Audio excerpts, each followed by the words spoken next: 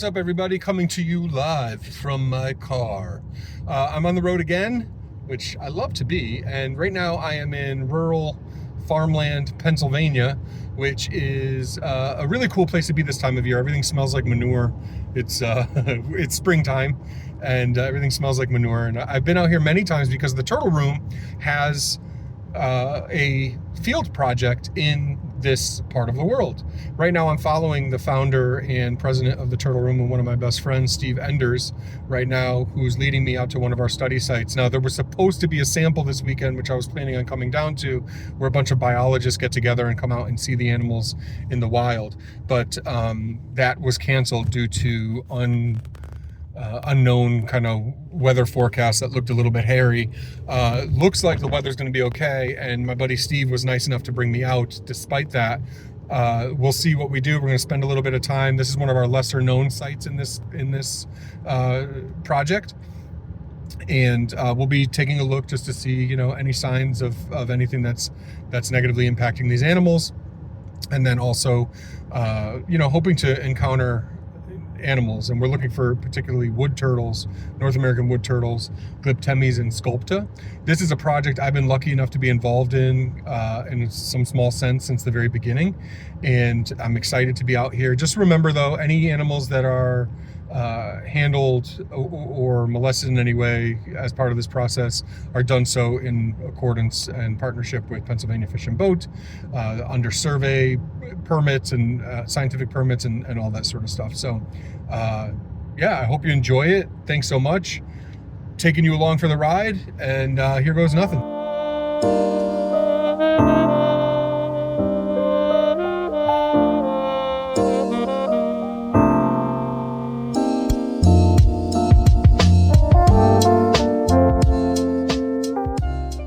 Getting ready to go out. Steve just leaned on his car key and set off his car alarm for like 15 seconds, which felt like about 15 minutes, because it's opening day for turkey hunting and there's a bunch of hunters out in this area. So I think he just made a bunch of enemies, and we're hoping that these orange hats, these orange Turtle Room hats, are enough to keep us from getting shot by a turkey hunter. But now they may try to do it on purpose and make it look like an accident, is what I think.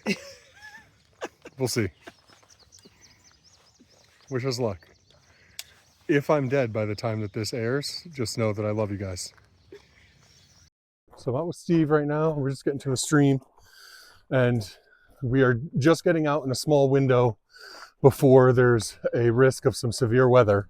And while that doesn't sound crazy ominous, last time we were out, we were absolutely blasted. Right, last time I was out with you, we got absolutely blasted by some crazy weather.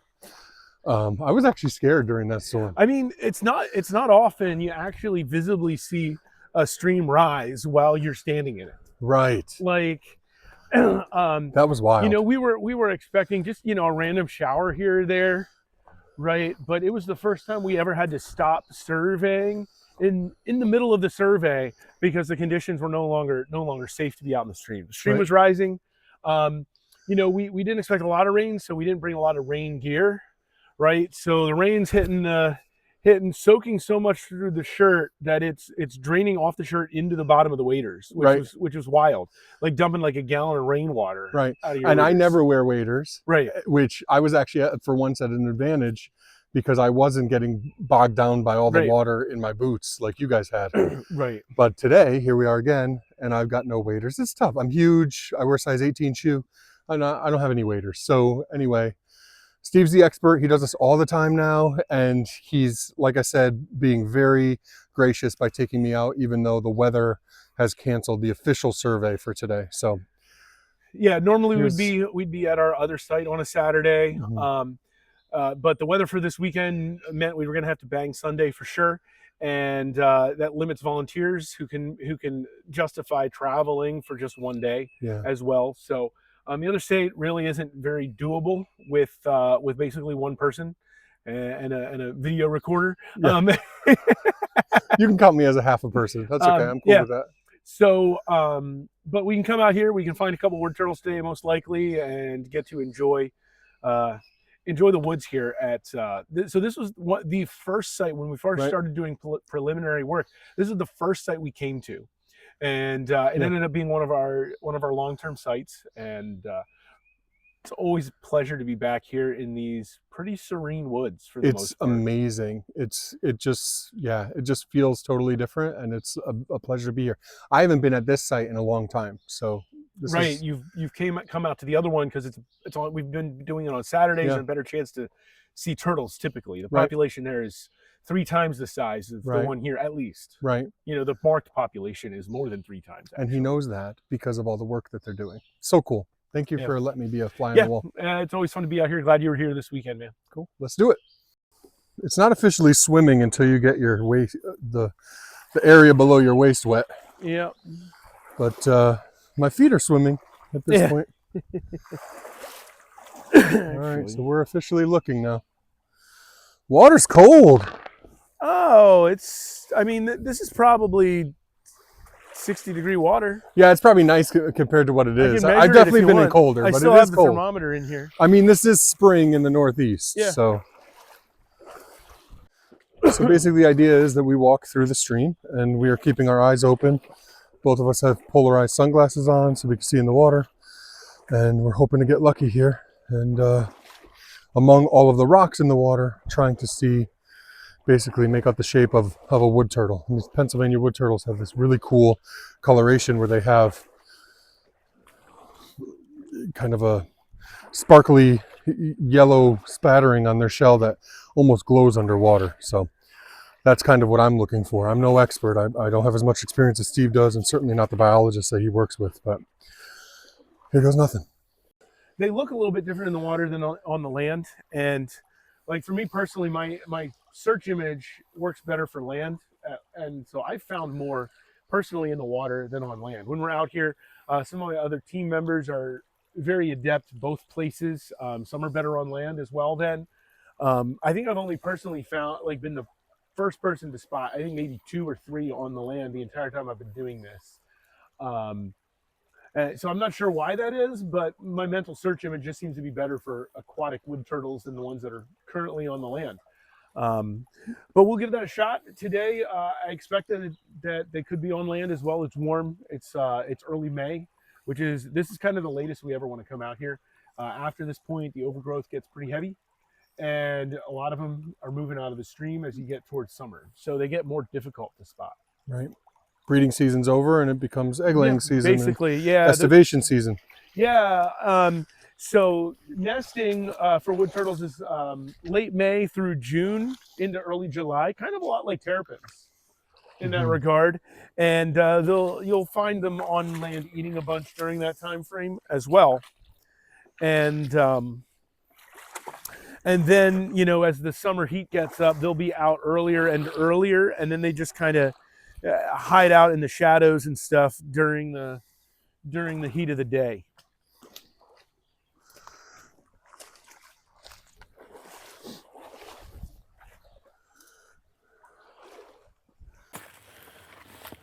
Smelly like skunky. Hey Steve. Yeah. This is not staged. I want you to know I've staged videos before. Yeah. I just found a wood turtle. Fantastic. Come on up. I haven't touched it. I'm not on the permits anymore, right? Correct. I'm not touching it. This is for you. But I saw it. Yeah. Let's go. Excellent. It was just sitting there like it was posing. Yeah. So what's great about this too is I was literally just saying to Anthony here that this corner is a place where we've frequently seen them on land. And so here we go. We've got a relatively young female from what I'm seeing from this angle, it looks like a female. Yeah. On land. This is so cool. Oh my God. Got one turtle today. That's all we needed. That's all we needed was at least one turtle. So we found a turtle today. So our normal routine on a survey, we do a bunch of things. We take GPS coordinates of where the turtle was. We have a whole data sheet we fill out. In stream, out of stream, what their behavior, basking, just quiescent, that's the word for sitting on the stream bottom, swimming, walking, etc. We record the dominant plant species.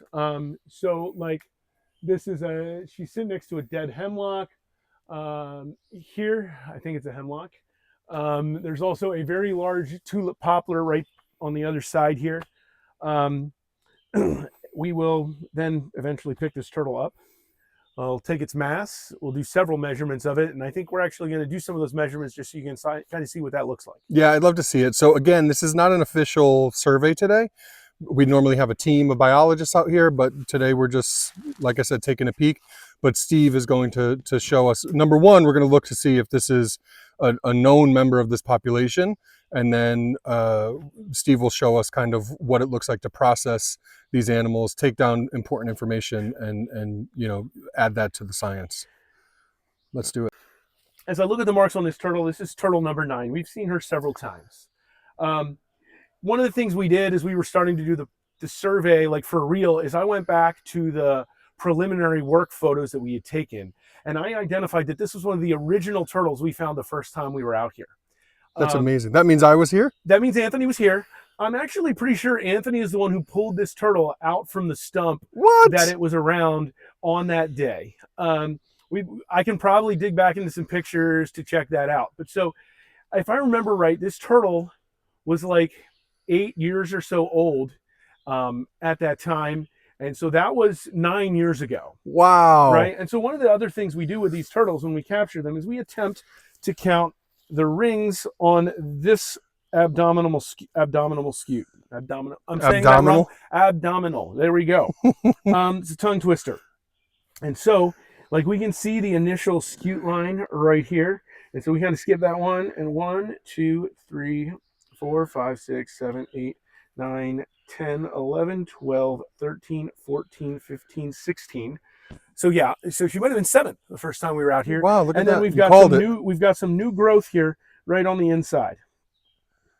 That just slightly light spot tells us that she's been growing this year already, which you'd expect, you know, in May. They've been eating for probably, you know, 4 to 6 weeks. That's incredible. So this is, frankly, she's one of the prettiest turtles here. You can see that awesome bright orange coloration, almost matches our shirts. And, you know, when she was younger, this yellow line here was much more striking on her chin. A lot of them have a chin stripe when they're younger that kind of fades a little bit as they age. And when you're identifying, you can look just from photos. You don't have to notch them or anything. Right. You can, but unique. But right here, like this little bump right here in the black patch, that'll be there as the turtle grows. Right. So these markings don't exist as hatchlings, but you know, a couple years in, these markings come in. They're basically like fingerprints for a wood turtle. That said, as they age, they will fade. Yeah. The ones that fade last are the anal scutes. Interesting. So even on a 60-year-old turtle, you can probably use the anal scutes to help identify a wood turtle that you've seen before.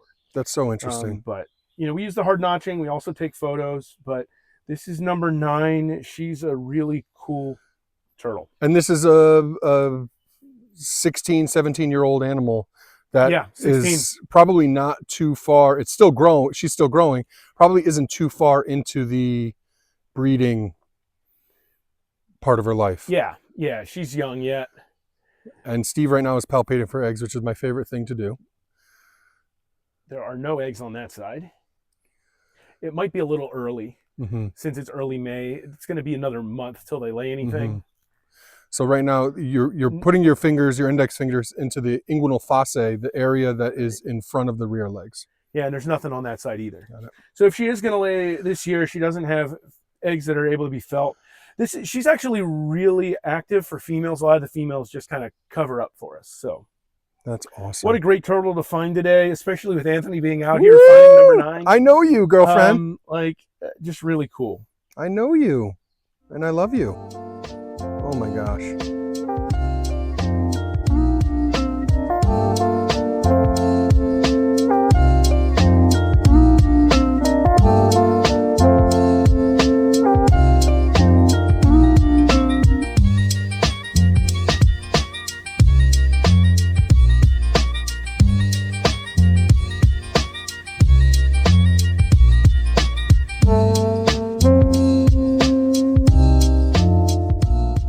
So we take a series of measurements when we're out here. With carapace length and plastron length, we actually take 2 separate variations of it. We like the max carapace length, which to make sure you get the actual full max, we like these long tined tree calipers because you can get across both sides and make sure you get the actual longest total length and not just like a single parallel length to the midline, right? This is not the max we're looking for, but this one here. Oh, it's slipping a little bit with her head being out. There we go.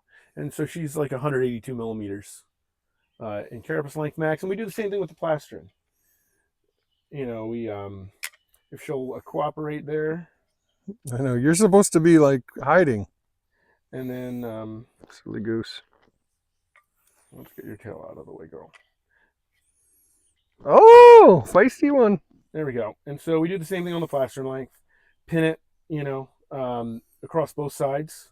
So you get the legit maximum. And so that is 173. And then we also do the midlines. And so that's right down the middle of the turtle from the nuchal scute. And then we actually try to get this tine up into the notch here so we get the actual midline. Mm-hmm. And that's 178. The benefit of getting the midlines is if there's damage to the marginals, that's a more consistent long-term measurement in a case of a damaged turtle. But we also like the maxes for a variety of reasons, just to compare like overall growth and things like that. And then the same thing along the plastron. Yeah, you get that deep anal notch. These two notches. You almost have to just hold it there instead of, you're not really going in between. You're very carefully like pinning it there. And we're at 159 on that. We also do the widths. So carapace width, again, we want to get the full width. So we're going the long way with the tines to make sure we get all of it. And she's really making this tough on me today. A lot of the females just don't do that, but there you have it, 136. And then the plastron width, we actually go right across this seam. Interesting. Of the scutes here. And that is the plastron width at 78. Interesting. And then shell height, again, we want to make sure we actually get the legit biggest height. And so, again, we go sandwich style down the long end, and that's 69. So those are the basic measurements we take with every turtle. With new turtles, we try to also take head measurements. A lot of the females don't cooperate, but she would today. I have a separate pair of calipers, much smaller we use, and we take jaw length, which is the length of the jaw from the seam to the tomiodont, rostrum length, which goes from the eye to the tip of the snout. We take head depth, which is about here, and then we take a head width from the widest point, and we also stretch her head out and go length from the neck fold to the nose.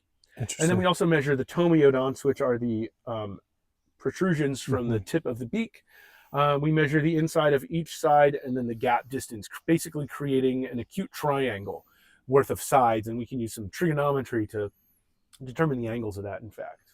This is what's cool. Like, so you're not a biologist by trade or even by official, like, higher education training, but you've learned from other biologists, work with them. You're such an important part of this team, but you're also a master's level mathematics teacher. So you're bringing some of that knowledge to this work with the animals, which is so cool. There's a lot of math in biology, the statistics we use, and even, trying to do some of those other measurements sometimes. It's so cool. This is amazing. Oh. And then we also get a scale out, put them on the scale. And we'll also do a health check. And so look for leeches, look for shell damage. Her tail's been mildly nipped at some point, but not too bad. But yeah, her shell is basically pristine. She's an absolutely beautiful specimen. And so I don't know how many of you have gotten to see wood turtles out in the wild out there. All right. Not a lot of people have, get to do this all the time. My favorite characteristic to tell people who've never seen a wood turtle before is about their boopable nose. Right? So wood turtles, it's the only turtle species I know of that gets a soft nose. And so the very tip of the nose is soft, like almost like your puppy dog's nose or your cat's nose. I've never seen any other turtle like that. They aren't born that way. It develops over time. I think it's around What? 4 years old, I 5 didn't years know old. that. We've seen we see the small soft spot kind of appear, but like hatchlings, 1-year-olds, 2-year-olds, you don't really see the soft nose. Wow. I did not know that. I feel like you're making something. I'm getting punked right now. You definitely are not getting punked. Is this real? Is there a camera? Ashton Kutcher, are you here? I'm getting punked. So, and our other site is a much larger population. We see juveniles there all the time, so we've been able to kind of track, when that development occurs more or less. So, This is awesome. that's in some ways it's my favorite part about the wood turtles is they have that soft nose, which is unique. So. Tell me about the notches. Is this something you do with all the animals at this site, or? All animals at all of our sites. So the hard notch is how we identify them from each other, and so so we have a system, and so each marginal scute, the first 3 on each side and the last 5 on each side, are assigned a numerical value, and then we just add those up.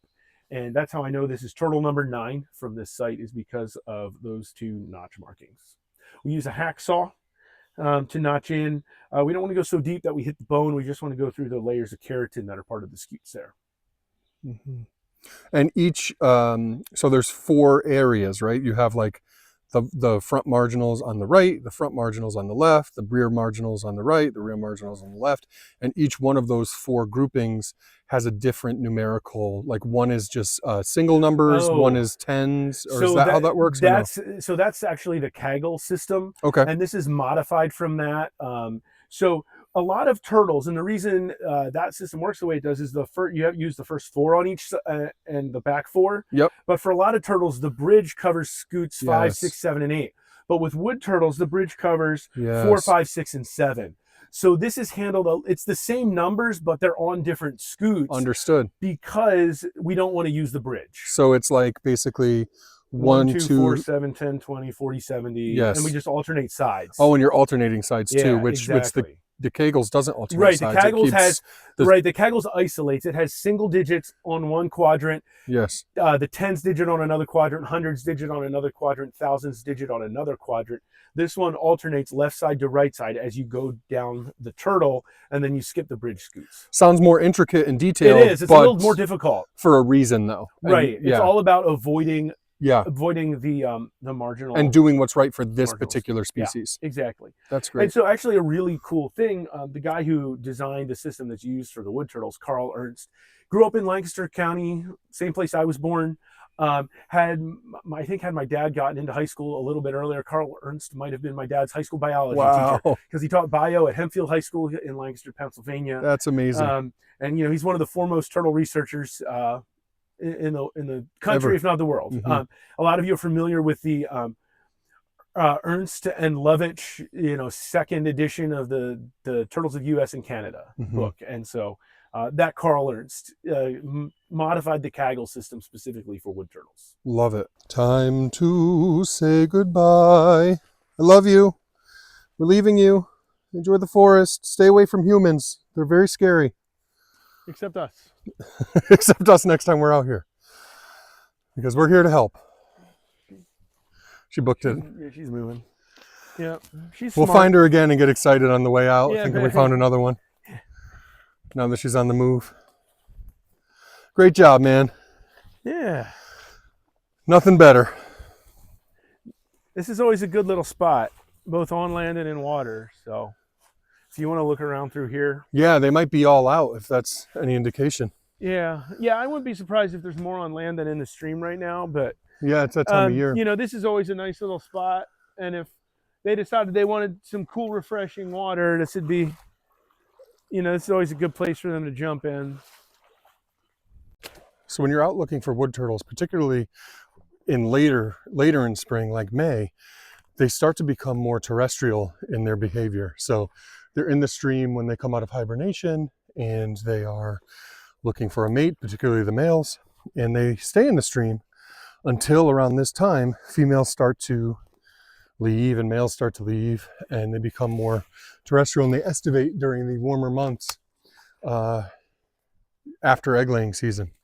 So we found that female on land, and now we are thinking that maybe, you know, this is later than we normally come out, and we were postponed because of weather and then now canceled again because of weather. So we're thinking that maybe it might make sense to see if they're on land. I mean, we always check land anyway, but we're looking a little bit more land heavy than we normally do at this time. Wish us luck, fingers crossed. When I was a kid, I had always been obsessed with turtles since I was 5 years old, and I never grew out of it. A lot of people have heard this story now, so I'll spare you. But my uncle, who's 8 years older than me, I know it's weird, kind of was more like a brother figure to me. He had a box, a green box of wildlife cards, and there were all sorts of animals. I remember there were whales and all sorts, a lot of endangered species, things like that. And one of the cards was for a wood turtle. And I saw on the range that they lived in Connecticut where I live, and I thought, this is the most amazing species. And that one image on that one wildlife card was kind of burned into my brain. And it was this wood turtle kind of on a forest floor, just kind of looking beautiful like wood turtles do. And I've never found a wood turtle. I've never seen one on land before. And today it just happened. That animal sitting there, so beautiful. I just can't tell you how much it means to a nerd like me to be able to see that image. And I mean, these are core memories that stick with you. So that's the first time I found a wood turtle on land that wasn't on a transmitter. So, and these Pennsylvania ones, nothing against any other wood turtles, these Pennsylvania ones are gorgeous. But that image, this serene, picturesque forest floor in the spring, and this amazing wood turtle that looks like it was carved out of wood is just sitting right there. And that's where the name, their species name insculpta comes from as well, looking like they're kind of sculpted or chiseled out of something. Anyway, that was incredible. So happy I was able to share it with you and experience this moment. We just finished up. I'm a little out of breath, a little embarrassed. I'm not as seasoned out here as Steve is. You're not in wood turtle shape. I'm not in wood turtle. I'm never in wood turtle shape. Not anymore. This was great. We found that one amazing animal, and I mean, it's kind of late in the season, so we weren't sure. You were so nice to bring me out. So even though this wasn't an official day, this marks the official end of the season for you guys. It does. So we normally try to have them all done by the end of April, and this first weekend of May is normally our backup weekend. So okay. We had already kind of had to cancel one from some pretty crummy weather a month ago. Right. I was going to come to that one. Yeah. And then came to this one, and then was canceled again because of crummy weather. But here we are still doing it. So I appreciate you so much. You know, this work that you do, you guys are legitimate heroes. And I love that TutleRoom tagline, be a turtle hero. Like, you are legitimate heroes that are out here quietly working to be, you know, the saviors and protectors of a really important endangered species. And I think a lot of times people don't realize all the work that goes into that and all the amazing knowledge that you guys have, because it's not the sort of thing that gets broadcasted everywhere. But it's really important stuff. Yeah, for sure. You know, all volunteers, we're all, you know, out here weekend warrioring it, which, you know, sometimes the weather hurts us a little more because we can't be quite as picky on our dates, but we always enjoy it out here.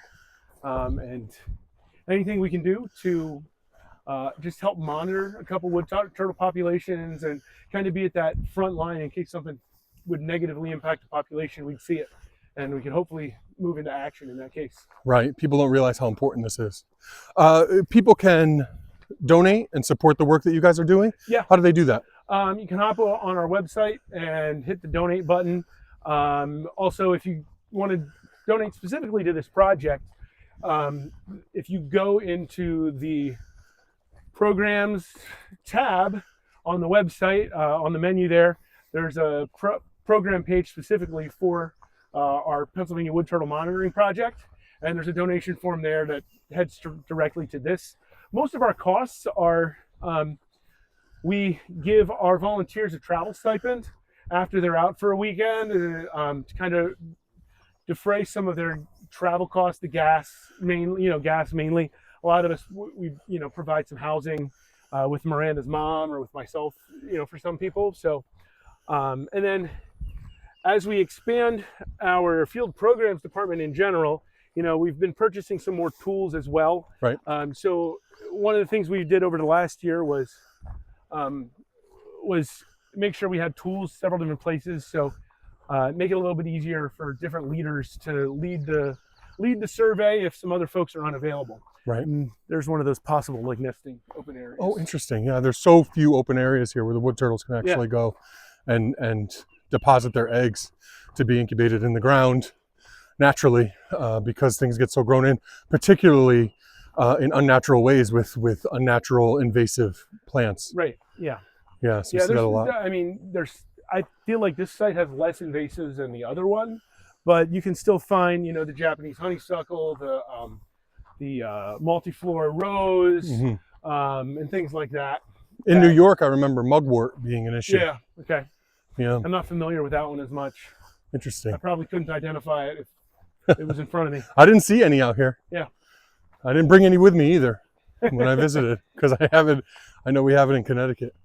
Anyway, I'm sure it's here or in Pennsylvania. Just hopefully not in this. Not here, yeah, hopefully not. Well, thank you, Steve. Keep up the great work. You are a hero. And I can't tell you how much I appreciate it. Yeah, so glad you were able to make it down this weekend. We don't get to do this nearly often enough. So give me a half a hug on screen, will you? Yeah. I love you, man. Hit subscribe, join the crew. Just Turtle. There's always something new.